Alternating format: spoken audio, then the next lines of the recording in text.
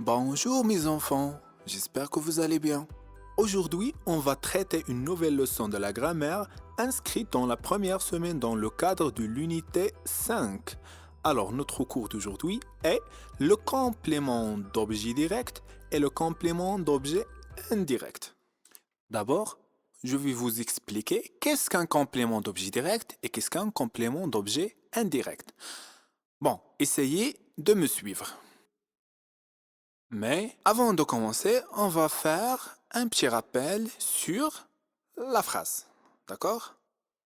Alors, qui peut me rappeler qu'est-ce qu'une phrase? Ou plutôt, comment peut-on définir une phrase? Alors, on a vu dans la première unité, précisément dans la première leçon de la grammaire, que la phrase est une suite de mots qui a un sens. Elle commence par une majuscule et se termine par un point. D'accord? Et on a aussi vu que la phrase se constitue de deux groupes. Vous le rappelez? Mhm. Alors, lesquels? Quels sont ces deux groupes? Alors, on a vu que la phrase est constituée de deux groupes. Un groupe nominal sujet et un groupe verbal. C'est bon? Très bien. Maintenant, prenez vos stylos, prenez une feuille et essayez de produire une phrase et faire souligner dans ces phrases le groupe nominal sujet et le groupe verbal. Bon, je vais vous donner quelques images pour rédiger quelques phrases sur lesquelles on va travailler. Alors, que comprenez-vous de cette première image? Mhm. Alors, qu'est-ce qu'on a? Un petit garçon, qu'est-ce qu'il fait? Mange un gâteau. D'accord. Le garçon mange un gâteau. C'est bon? Alors maintenant, où est le groupe verbal et le groupe nominal sujet dans cette phrase? Ou plutôt, où est le groupe nominal sujet dans cette phrase et le groupe verbal? Alors, où est le groupe nominal sujet? C'est le garçon. Et le groupe verbal? Mange un gâteau. Mange un gâteau. C'est un groupe verbal. Très bien. Bon, maintenant, on va passer à la deuxième image. Les enfants, qu'est-ce qu'ils font? Ils vont à l'école. Les enfants vont à l'école. Essayez de relire la phrase. Les enfants vont à l'école. Alors, où est le groupe nominal sujet dans cette phrase? C'est les enfants. Très bien. Et le groupe verbal, c'est vont à l'école. Vont à l'école. Alors maintenant, on va essayer de travailler sur ces deux phrases pour construire notre nouvelle leçon. Bon, on a deux phrases. La première, le garçon mange un gâteau. Et la deuxième, les enfants vont à l'école. Alors, où est le groupe verbal dans la première phrase? C'est mange un gâteau. Et la deuxième, c'est vont à l'école. Vont à l'école.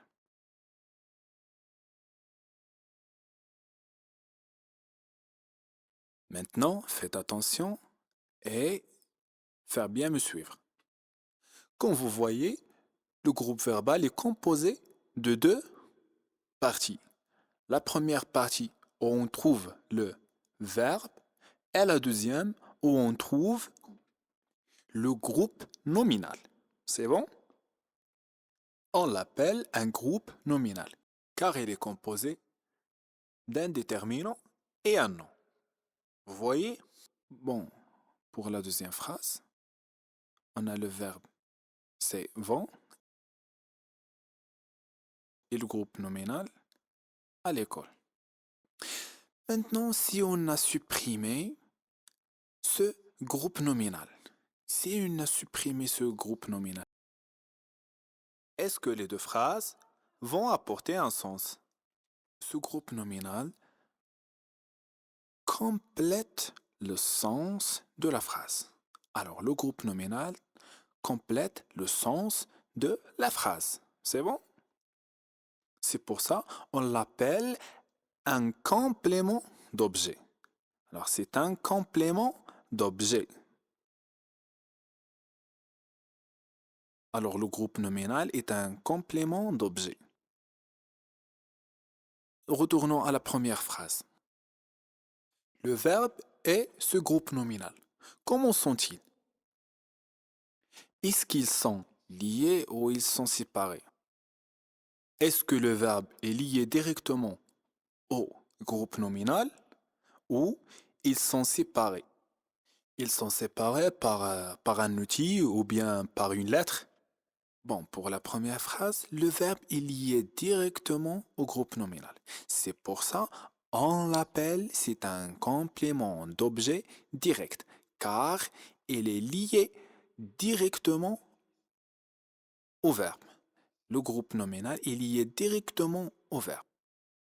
Par contre, si vous voyez dans le deuxième exemple, le groupe nominal et le verbe sont séparés. Ils sont séparés par une préposition. Alors, lorsqu'on trouve que le groupe nominal est séparé du verbe par une préposition, on dit que le complément d'objet, ce complément d'objet est un complément d'objet indirect. Pourquoi indirect? Car il est précédé d'une préposition. Et aussi, il y a plusieurs prépositions. La préposition de, la préposition pour, la préposition avec, etc.